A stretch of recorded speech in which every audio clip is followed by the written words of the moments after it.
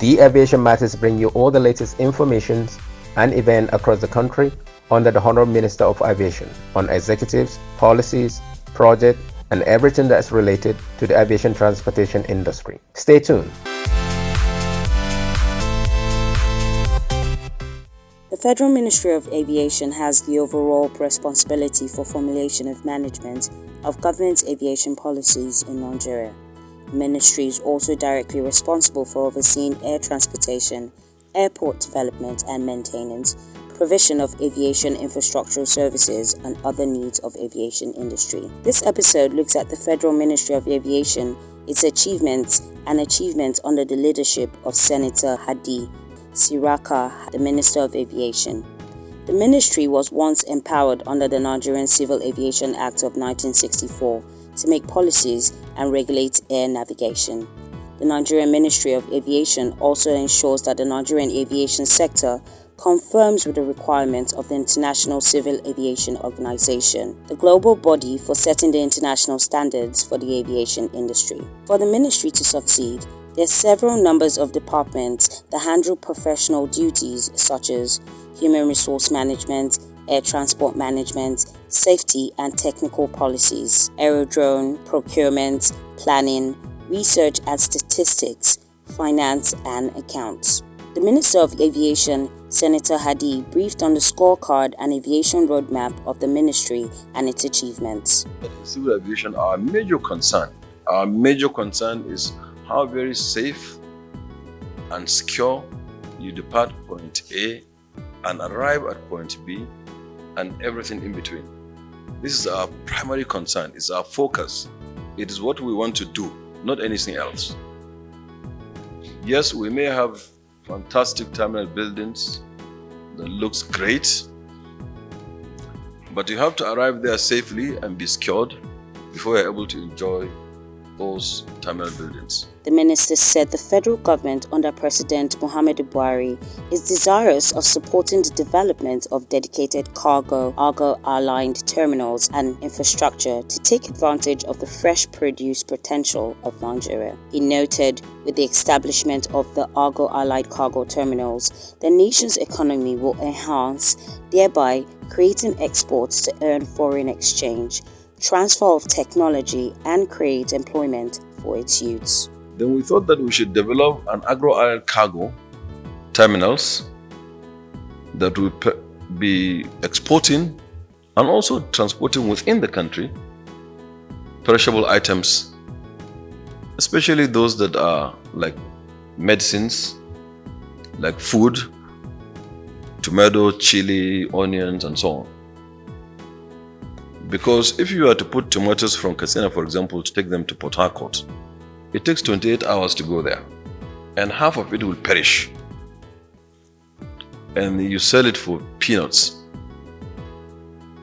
If you are to fly it to Port Harcourt, it will take you 55 minutes to get there. It will go there fresh. As a matter of fact, you can pluck tomato from Katsina and have it on your dinner table in London. And a handful of tomatoes in London is 10 pounds. A whole basket in my village during the harvest is 2,000 naira. And we know how many handfuls will make a basket, and we know how much the exchange rate is when you do the math. So it's a huge opportunity to ginger up our economy, to create exports, to earn foreign exchange, to give knowledge to our people, to transfer technology, and to keep people busy and employ our youth through the agro-allied cargo terminals. According to him, places have been concluded to establish an aerospace university to address the challenges of qualified and specialized manpower in the nation's aviation sector, noting that the university would be world-class and would collaborate with some famous institutions. To establish an aerospace university. We started this journey in civil aviation with countries like Brazil. We started our own in Zaria in 1963, partnership between UNDP, yes, Al-Kali, UNDP, Nigerian government. And since then, and perhaps that's the year the director was born, Captain Al-Kali Modibo. Since then till now, we don't produce even rivets as a nation. But Brazil, that we started together, is producing aircraft of all kinds. So we think that we should have a university to go deeply into research and development and focus on research and development and create those opportunities within our sector. Turn out those young men and women with good brains to go into the venture of aerospace, the venture of aviation. It could be recalled that in July 2018, the federal government unveiled the branding and label for the new airline Nigerian Air and stated the courier would be inaugurated at the end of the year. The minister, Senator Hadi, unveiled the carrier at a press conference during the Thoroughbrun Air Show in London that year. In his speech, the minister said the emergency of COVID-19 delayed the conclusion of plans, as well as the takeoff of the project, which he maintained that the federal government is still committed to. On the national carrier. And please also do me justice. Every time that I speak, you choose one or two things, either the national carrier or the concession of the airport, and you make it topical. I think we've spoken so much about that. Okay? Just trust me, fellow Nigerians, that we'll be able to deliver a very robust carrier that will be for the size of our economy. And we're on course. We have gone past almost the project development phase, which we did, completed with development of OBC, which is the outline business case. And we got a compliance certificate from the ICRC, which is the regulator of all of this. And then we went to FEC, which is the Federal Executive Council, with our OBC. And FEC told us to go back and rework the OBC and bring it back. It's our intention that we'll take the OBC back to FEC perhaps next Wednesday or then Wednesday after next. And if it's approved, then of course we will just go to market. And there's huge interest in this because they understand what the Nigerian market is doing. The Nigerian government also announced approval of 4 international airports as special economic zones. The minister said the 4 airports comprised of the Muritala International Airport, Lagos, the Nnamdi Azikiwe International Airport, Abuja, the Port Harcourt International Airport, and the Malam Aminu Kano International Airport. According to him, the announcement followed the approval granted by President Muhammadu Buhari to the effect. We've already designated our 4 airports. We achieved that as export processing zone, and you know that it will create around the airport a more efficient, business-friendly trade environment, with less bureaucracy on one side, and of course red tapeism, because of the associated fiscal incentives and packages that the Ministry of Trade and Investment had done. So also it will have the capacity to attract international world-class companies that are into civil aviation, because they have more friendly atmosphere to do so. And all of the incentives given will now attract more investments, like a tax holiday and so on. And the FDIs will improve and increase. And the overall ease of doing business, which the Office of the Vice President, His Excellency, has been doing tremendously very well in this regard. Everybody will agree to us that it's much easier now to do business in Nigeria than before. It will also help us to fast track the upgrade and development of new infrastructure facilities around the airport. And it will also allow us to harness socio-economic benefits that are all around civil aviation industry. So Mr. President has approved this on 17th of May 2021. So we're on our way implementing the next steps, in association with NEVSA and the agency doing it. They also provided more details of its plan to concession the 4 major international airports in the country. The Muritala Mohammed International Airport, Lagos, which accounts for over 60% of the international flights in Nigeria, Malam Aminu Kano International Airport, Port Harcourt International Airport, and Nnamdi Azikiwe International Airport, Abuja, are all to be concessioned to private managers, the minister said. Airport concession, which which is our next one. Where are we? We have developed an OBC, an outline business case. We have received the certificate from ICRC. And we're going to use that now to develop the full business case to which Federal Executive Council will approve. And then we go to market. So the concession of the airport is topical. Is the way to go.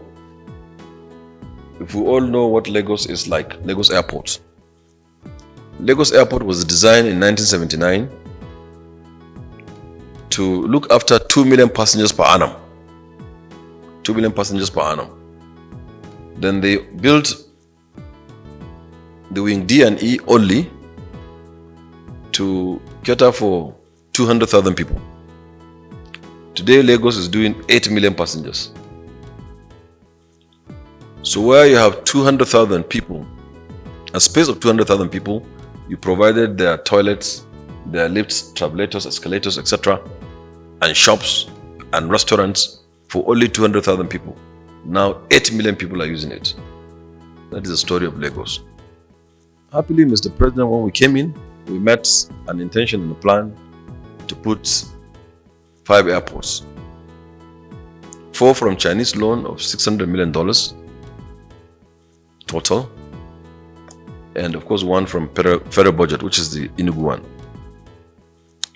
My first instinct when I became minister in 2015 is, why should we continue this way? Luckily, we haven't gone beyond 10%. That we should save our money and concession those airports and bring in private sector to put in their money.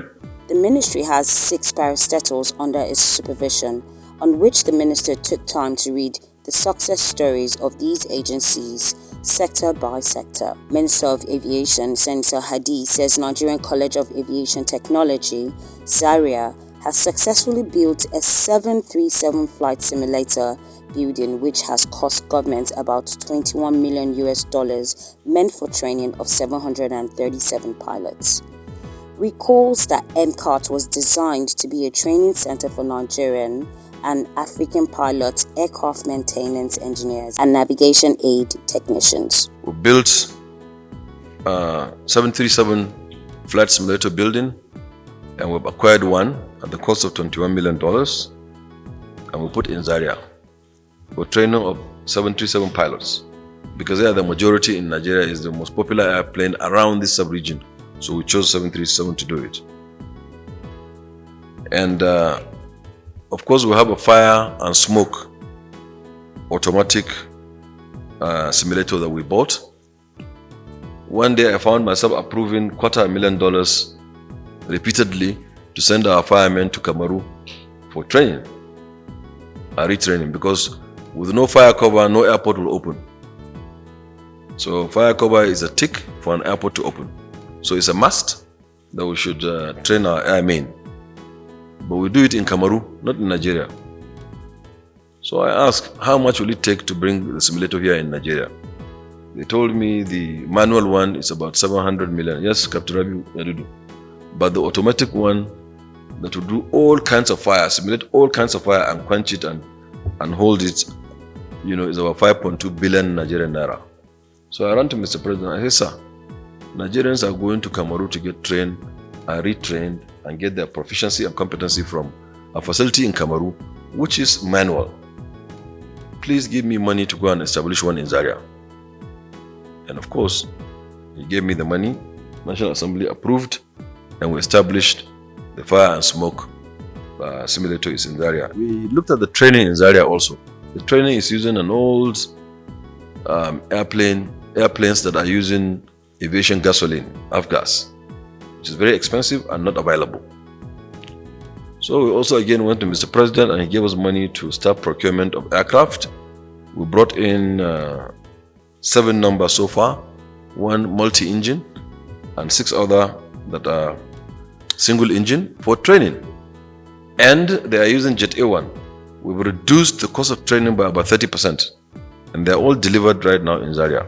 The The Accident Bureau Nigeria is under the Federal Ministry of Aviation and is charged with the responsibility to investigate any civil aircraft accidents and serious incidents arising of or in course of the air navigation and occurring either or over Nigeria or occurring to Nigerian aircraft elsewhere.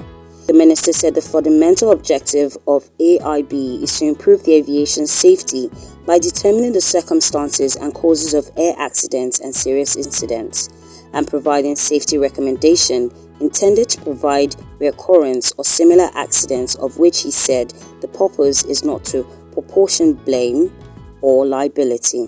Part of our roadmap is that we want to make this accident investigation a multimodal one, not necessarily peculiar and focused on accidents in aviation or civil aviation. So we've got currently now a very competent commissioner in charge, Engineer Akin Olateru, and we thought that AIB should include maritime aviation sector at least, so that we will cover every aspect of transportation except perhaps roads. But we'll do rail, maritime, and aviation. He further gave an insight on the achievements of other agencies under his ministry, noting the administration of President Muhammadu Buhari has made more impact than what it used to be. And in the process, of course, we rehabilitated Kaduna Airport. Similarly, we went to Enugu. I saw for myself, I'm not being told, during the last regime, they had wheelbarrow, with gravels and bitumen. And if the aircraft will land, they will go there. After landing, all of the holes that will create on the runway, they fill it with those gravels and bitumen, and then wait for another airplane to either take off or land, and they go and do the maintenance repair. I saw it in myself. And I went back and I saw a huge crater, about 10 meters, right at the middle of the runway. So I told President, sir, not minding that you are marginalizing U-boats, as they say, you aren't doing that at all. You've done so much for the southeast of this country, but you have to do again also. You have to give me money to go and fix Enugu. He gave the money, 10 billion, and we also delivered it on time. Even though COVID came in to distort it, we gave it a renewed date due to COVID, and we achieved it before that date. And now we have one of the best runways in Africa in Enugu. Not only that, we've done quite a number of projects in Enugu, which later you see in the document, the pictures of how it is looking.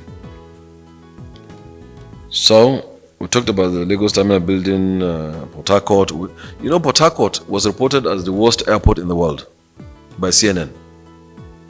A lady who said she's a Nigerian, I remember her, came and did program. I think that lady's name is Zain Arshan. And she said in Nigeria that civil aviation is so bad that they are doing tuke, lifting passengers from one point to the next and then join and pick like an Uber service. But civil aviation should be like that. Why not? You should hop from one place to another and take passengers. They do it in the US more than anywhere else. Perhaps she's not informed. Perhaps she doesn't know. But civil aviation should be like that. Should be from one point to the next. That's the whole idea of transportation. So from the worst airport in the world, Port Harcourt now is one of the best in the world as well. So from worst to best. Thanks to President Buhari, who came and met in Tabao in the fields for many, many years, changing and going back and forth. But we forced him to finish. He's like a 90-year-old man. We forced him to finish the old Port Harcourt, and we delivered the new one to the glory of God. So Kano, Mr. President will open it soon. It's finished. Lagos also. We will just remove those hangars and open Lagos as well. Really, Port Harcourt was a sorry story before, You remember when people used to go inside shades and tarpaulins and so on? Yeah. And the CNN came and said it's the worst airport in the world. But they haven't come back to say now it's the best airport in the world. They will report that. But I pray they go back and take another look. NIMET is that agency that has been telling you about weather. You would know the importance of weather until when you decide to fly. Almighty weather, or you're a farmer, or you're in the high sea. You should be concerned about what weather is doing. Or you're a local government chairman and there's flood in your villages, washing away all those thatch houses and so on.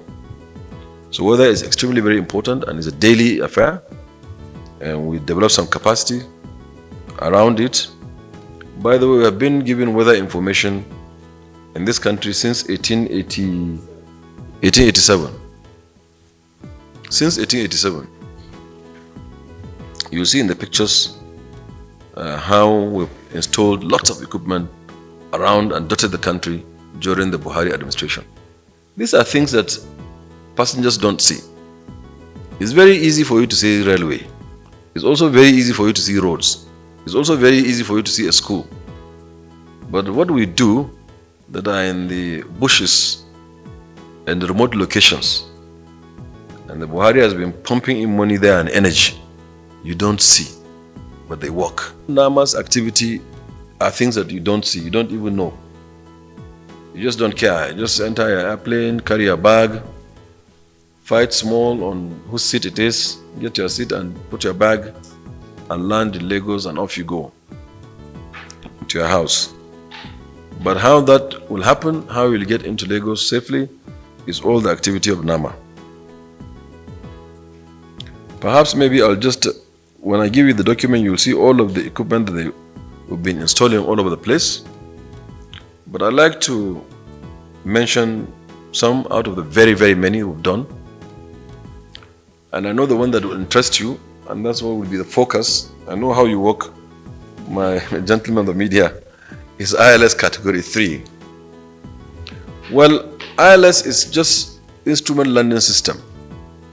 It's a radio equipment that you installed at the airport to tell you exactly what is the center line of the runway and where does it begin, the threshold. So that you put your airplane at the center line of the runway and at the beginning of the runway threshold to take advantage of the long distance of the runway and do the landing run and stop. It guides you to come in there. So in bad weather, in fact, even if blindfolded, once you can see the equipment inside, you should be able to guide the airplane and land at the center line and at the threshold. So, but maybe they are graduated, if you like. You have the category 1, the category 2, the category 3. One, efficient one, precise, accurate, but then it becomes more precise when it gets to category 2, and it becomes more precise when you go to category 3. And in 3 you have ABC, and the C version of it will enable you to land 0-0. So whether there is weather in Kano, Maiduguri, Lagos, bad clouds, even if the cloud is touching the ground, you should be able to land safely. So we put in how many airports, Captain Fola? The category 3 for now. For now we have in 5 airports, but we are going to put in 15, category 3, to be able to land no matter the weather, i.e. in terms of visibility, to be able to land there. We're also putting from NIMET low-level wind shear alert system in very, very many airports. I think the ambition is to put in 22 airports, and I'm sure we've gone very far, more than 50%. Civil aviation is a critical element in Nigeria's transportation system and indeed its economy. Nigeria has about 22 airports and many regulated airstrips and heliports.